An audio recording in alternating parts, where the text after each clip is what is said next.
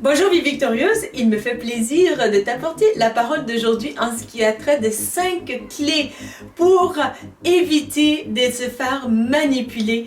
Alors gloire soit rendue au Seigneur pour ta vie vraiment. Tu peux échapper à la manipulation vraiment en pratiquant ces 5 clés que je vais te donner et ça va vraiment t'aider.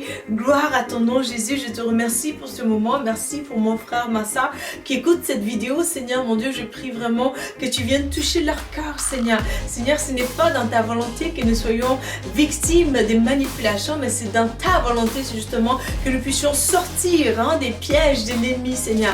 Alors reviens agir, je t'en prie, pour mon frère et ma soeur, Seigneur, afin que des vies brisées soient restaurées pour la gloire de ton nom, Jésus. Amen. Amen. Donc, la manipulation, c'est quelque chose vraiment par lequel nous passons couramment. Tantôt, nous en sommes victimes, mais tantôt aussi, d'autres sont victimes aussi de nos propres gestes. Parfois, on ne s'en rend pas toujours compte, mais je t'encourage vraiment à pratiquer ces 5 clés-là et tu vas voir comment vraiment tu vas être aiguisé à pouvoir détecter facilement aussi c'est quoi l'œuvre de manipulation, est-ce qu'il y a une manipulation quelque part ou pas, pour justement mieux gérer aussi cela, parce que lorsque tu connais les problèmes, ça va t'aider vraiment à aller vers la solution justement. Donc la manipulation vraiment c'est tout simplement quelqu'un principalement qui a des objectifs pour ta vie, qui a des objectifs pour peut-être un service que la personne aimerait avoir de toi, ou bien tout simplement une réorientation de ta vie que la personne aimerait peut-être, ou tout simplement la personne aimerait peut-être aussi d'autres aspects de ta vie, donc qui voudrait peut-être balancer, que ce soit ta position ou bien tout simplement ta manière d'être aussi. Donc tantôt on veut jouer dans des choses pour tout simplement venir atteindre certains objectifs à accomplir justement par le manipulateur ou la manipulatrice tantôt.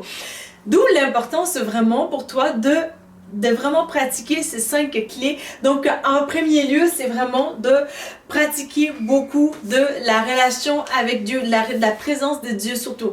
Donc passe beaucoup de temps dans la présence du Seigneur parce que il est ton créateur et il te connaît et il ne manipulera jamais ta vie, parce que la manipulation demande aussi qu'il y ait un intérêt derrière. Et ce que j'aime de Dieu vraiment, c'est que nous avons cette relation avec lui, d'où le Seigneur vraiment prend en charge de faire sa part et notre part aussi.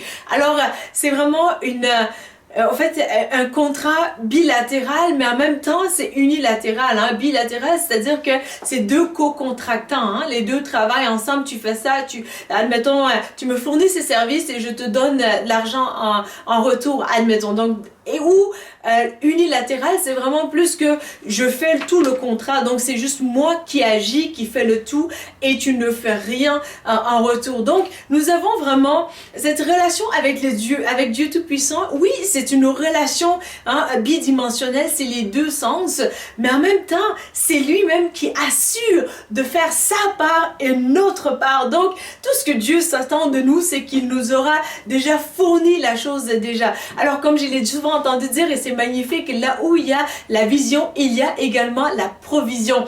Alors c'est un Dieu qui assure et il ne manipulera jamais qui que ce soit, parce que ses objectifs sont clairs, mais en même temps aussi c'est lui qui fournit le tout.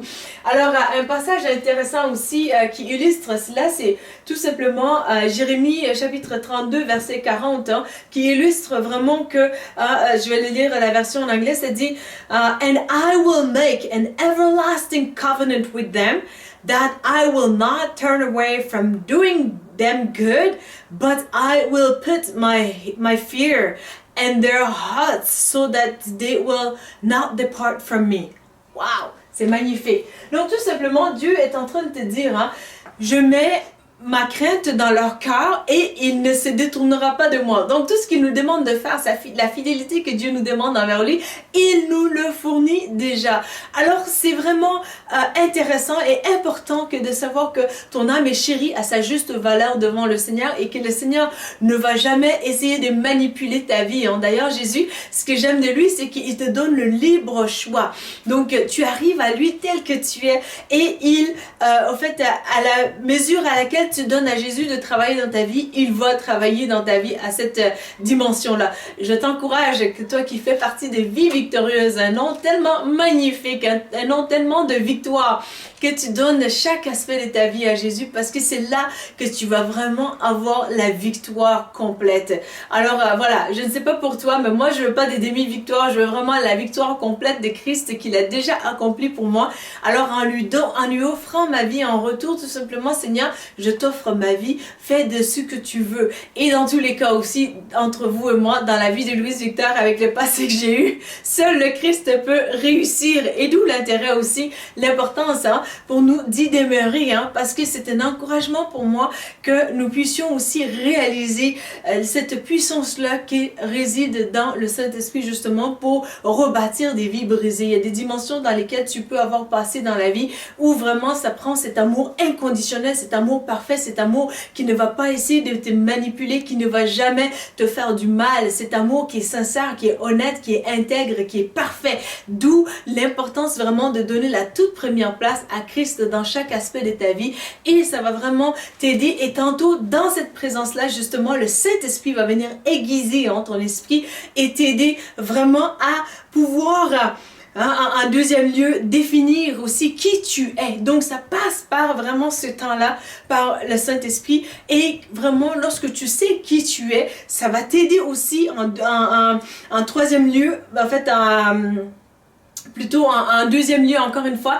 Donc, quand tu sais qui tu es, tu vas pouvoir mieux définir tes horizons. Tu vas pouvoir mieux définir aussi c'est quoi tes objectifs, c'est quoi ton appel dans la vie, c'est quoi que Dieu t'appelle à faire, mais aussi que tu aimes faire dans le Seigneur. Et puis, c'est quoi qui te passionne? Est-ce que c'est des études? Est-ce que c'est vraiment le ministère? Est-ce que Dieu t'appelle aussi à le servir dans ton entreprise ou dans une autre entreprise? Est-ce que Dieu t'appelle à être missionnaire? Est-ce que Dieu t'appelle à être enseignante ou enseignant? Donc, quand tu auras défini cela vraiment, je t'encourage à rester ancré dans ça, parce que si tu ne sais pas qui tu es et quelle est la volonté de Dieu pour toi et qui est Dieu pour toi, si tu n'es qu'un appât, au fait, tu n'es qu'une victime vraiment pour quelqu'un qui se plaît dans la manipulation, parce que tantôt la personne va venir imposer son agenda à ta journée, et puis voilà, les journées passent, et puis tu te vois comme un peu esclave finalement de manque de prise de décision ou de manque de prise de conscience aussi de qui tu es à travers ton rocher. D'où l'importance imminente vraiment de vraiment passer des moments de qualité avec le Seigneur afin de protéger aussi ton pays, parce que nous sommes à peu près comme des pays dont on doit gérer notre agenda. On a toute une gestion à faire en tant qu'aussi ambassadeur de Christ sur cette terre. Nous avons ce volet de gestion à faire aussi, et le Saint-Esprit veut t'aider justement à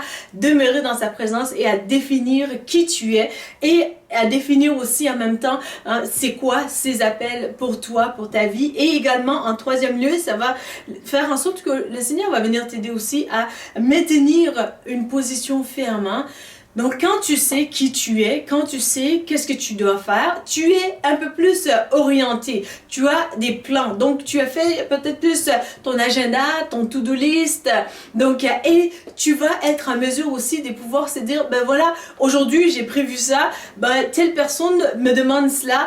Est-ce que c'est quoi la priorité? Et le Seigneur va venir t'aider aussi par rapport à ça. Donc, il y a une fermeté à avoir à certains égards où tu te sens vraiment, l'autre abuse vraiment de mon temps ou de mon service ou de moi, ou par ailleurs, ça se peut que vraiment l'autre est de bonne foi, est une bonne personne, ou bien n'a pas les intentions même de manipulation aussi. Ça se peut que ça arrive, ou ça se peut aussi que ça arrive que le Saint-Esprit nous demande justement de faire des services, d'offrir un volet de sacrifice un peu plus dans notre temps ou dans notre aussi ressources pour vraiment venir en aide à quelqu'un. Ça se peut que ça arrive, mais bien souvent, malencontreusement, bien souvent qu'il n'en faut, c'est qu'on se fait prendre par des pièges de quelqu'un qui joue dans la manipulation vraiment, où vraiment on se sent coincé, on se dit, voilà, la personne, c'est comme, me dit ça, mais finalement, c'est pour avoir ça, et puis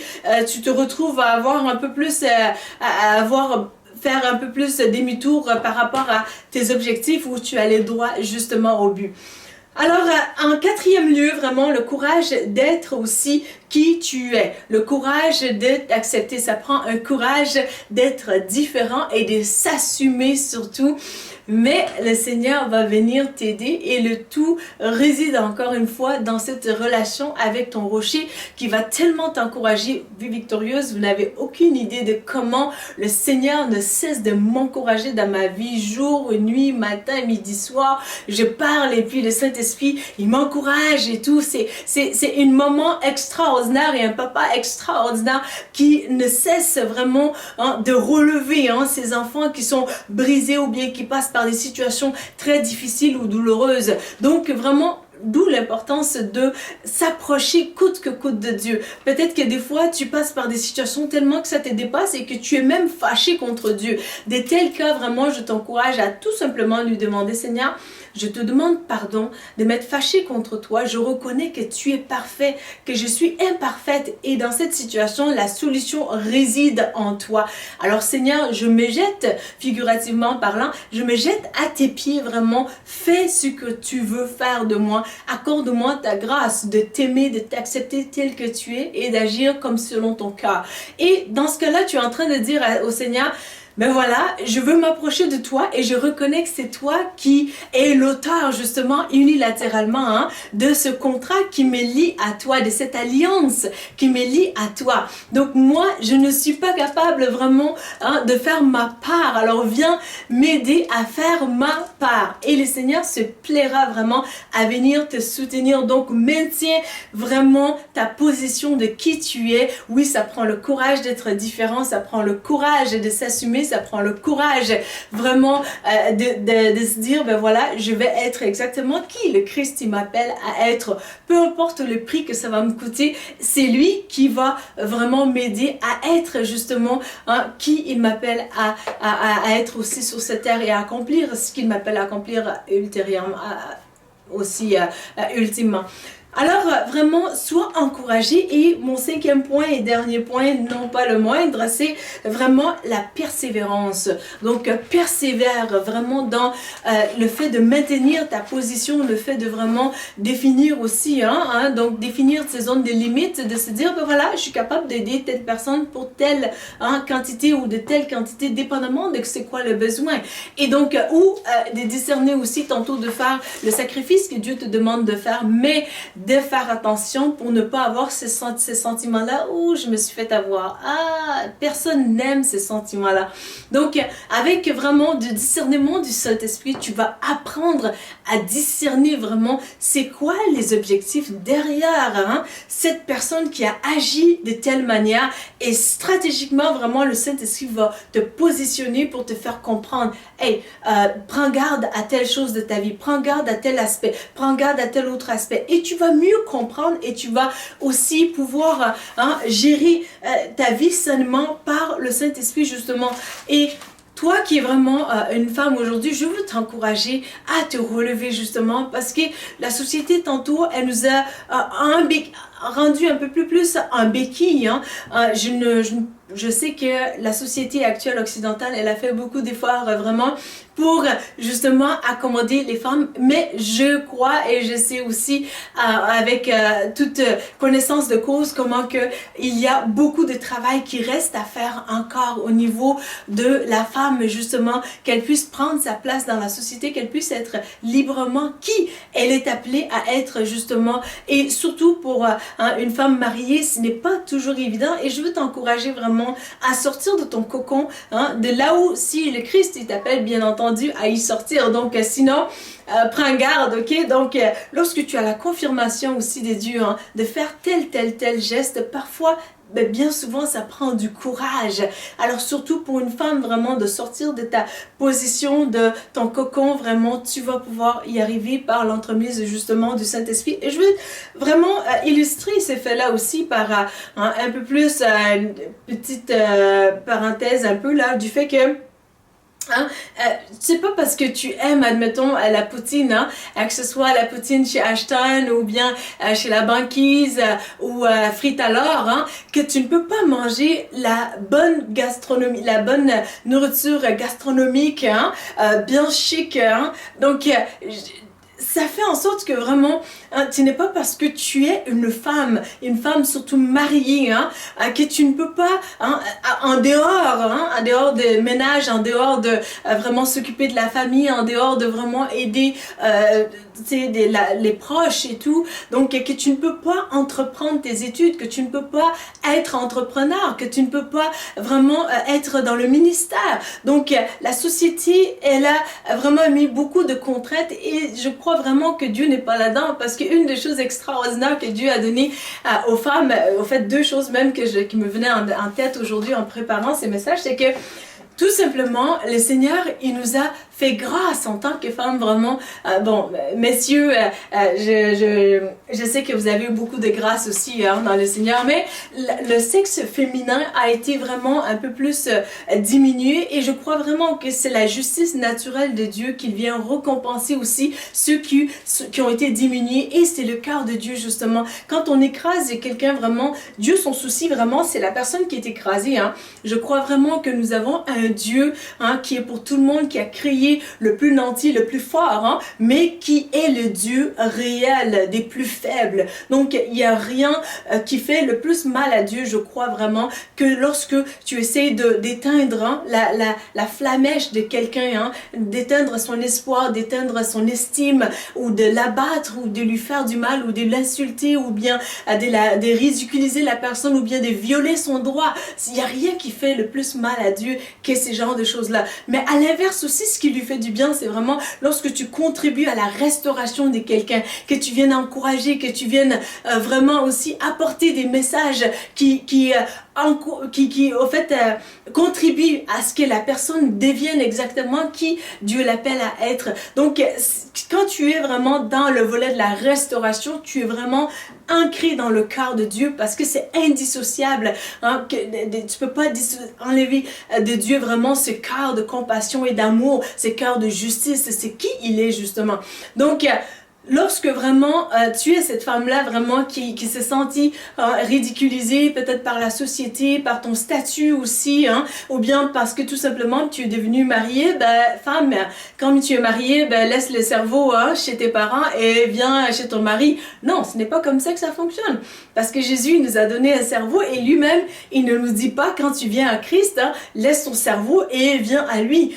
Dieu veut aussi que nous soyons intelligents et que nous prenions aussi ces responsabilités-là de l'utiliser hein, à bon escient. Donc, ça fait en sorte que vraiment, lorsque tu passes par des situations tantôt où il y a la manipulation, vraiment, en tant que femme, mon encouragement pour toi, pour ces deux choses-là, c'est que vraiment, c'est que le Seigneur, il t'a donné de pouvoir parler. Hein. Il y a une puissance dans la parole. Hein. Dieu, il a tout créé par la parole. Et les femmes, de ce que j'ai pu comprendre de mes recherches, c'est qu'il y a 20 000 mots à peu près par jour que nous disons. Hein. Et les hommes, c'est environ 7 000 par jour. Donc, et la parole, elle a une puissance. La Bible nous dit aussi que hein, la vie et la mort se trouvent au pouvoir de la langue. Donc, c'est lui qui parle.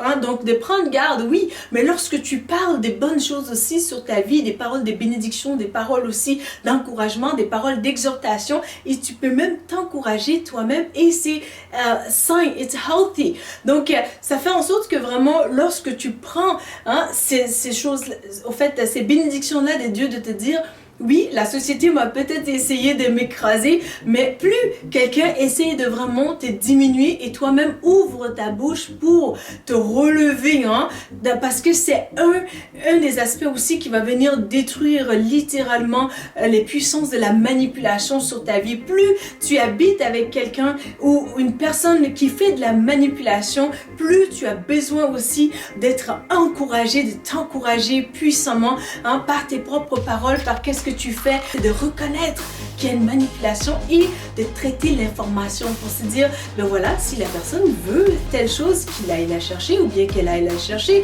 sauf si le Seigneur me met à cœur vraiment de venir aider la personne stratégiquement. Ce que j'aime de Jésus, c'est que vraiment, il est le maître tout-puissant en contrôle de tout.